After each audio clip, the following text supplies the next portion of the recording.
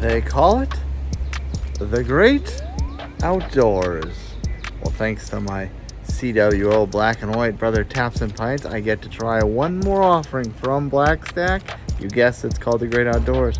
So let's see just how great and vast this nature-like substance is right after the theme song.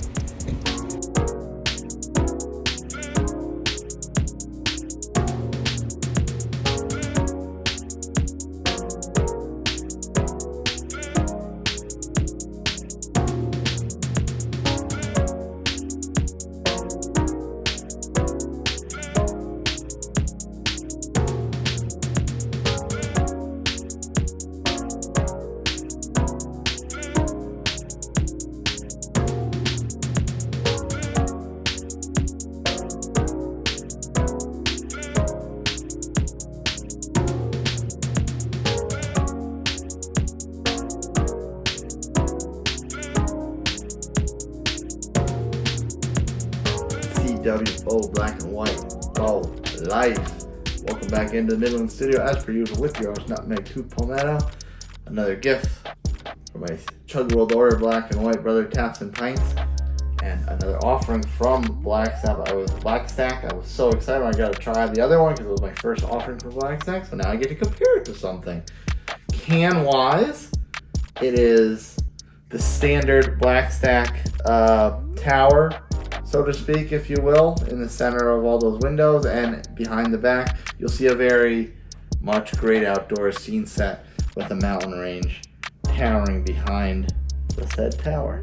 It's a double IPA. If double IPA is your thing, and I've done quite a bit of them lately, now come to think of it, work your way down in the comments. The first one pin has a link to a playlist of other double IPAs I reviewed in the past, so check that out at your leisure. If this one tantalizes some fantasies and you want to see some others that I've done.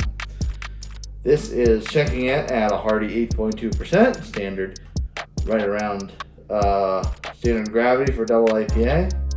Brewed and packaged by Black Stack, Prior Avenue, North Street in St. Paul, Minnesota. I think the bio on Untappd and the bio on the can are the same. Birds chirping, butterflies fluttering, creeks gurgling, deer frolicking, the leaves changing, or if you live in the city, more than likely some car alarms, some sirens, and maybe a rodent dragging a slice of pizza. What an image. This can chock full of our hand-selected Idaho 7, Idaho 7 Cryo, and El Dorado is meant to bring you a little moment of bliss wherever you may find yourself. Specs on Untappd, no IBUs are listed. ABV is confirmed at 8.2. Its style is also confirmed as an Imperial New England style. There's a pretty hearty amount of check-ins, 1,171 total, 1,117 unique, and out of that, 1,040 are ranked, and it's a very, very, very respectable sampling size ranking of 4.12. That sounds very good. The pictures look very delectable, and I am very excited to crack this one open. The last one I had was a nice gateway drug of sorts to Black Stack, so I think this one may be a pinnacle of sorts as far as the natural progression of the offerings from this place. So let's not waste any more time and crack this open.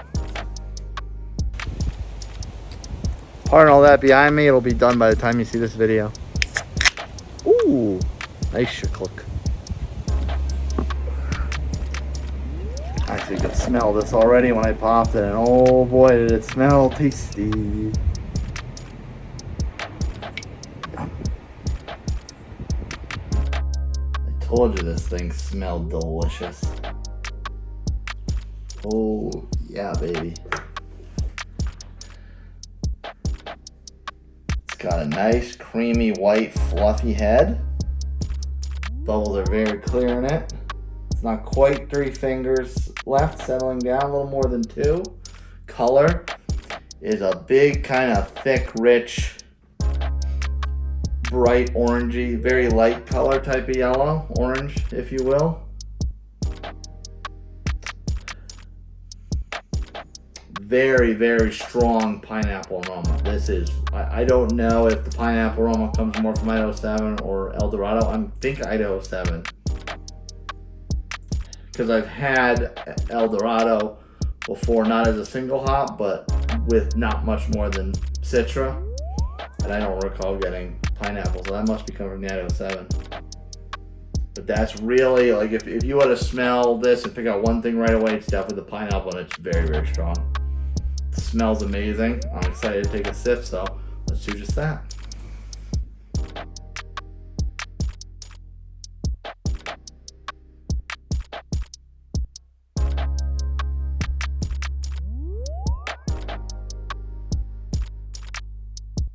Let's chat, friends.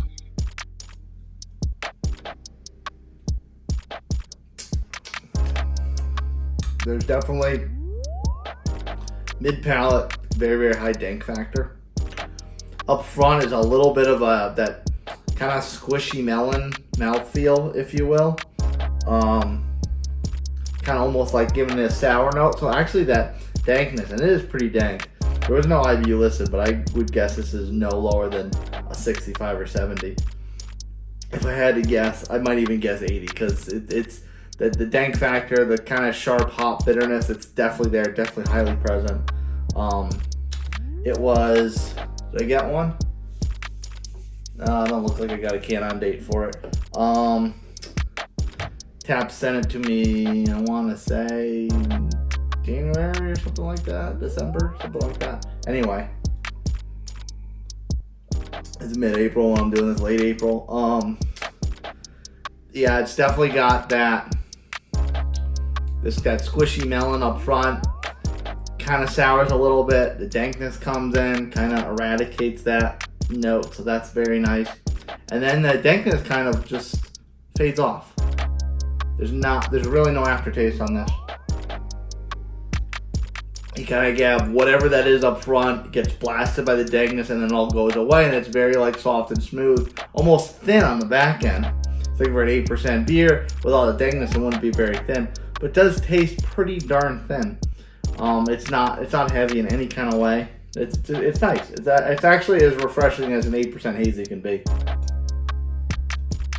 As an 8% dank hazy can be, I should say. Yeah, I'm impressed by that. That's very good. I'll give that a favorable rating. I'd drink it again if it was in front of me. And thanks, Brother Taps, for sending it my way. I'm very glad to have tried that and enjoyed it. If you like what you saw from me, smash that like button, subscribe to my channel, hit that notification bell so exactly when my reviews drop. If you want to send me a beer, like Taps did, recommend me a beer, or just chit-chat me up and make a new friend, email me, nutmeg2palmetto@gmail.com. And if you want the rest of my day-to-day insanity, follow me on my social media channels, TikTok and Instagram, @nutmeg2palmetto. I thought it was coming. Oh, there it is. Woo! How'd you like that, Drew? Beer for breakfast, facts for snacks. Cheers, folks. I'll see you next time.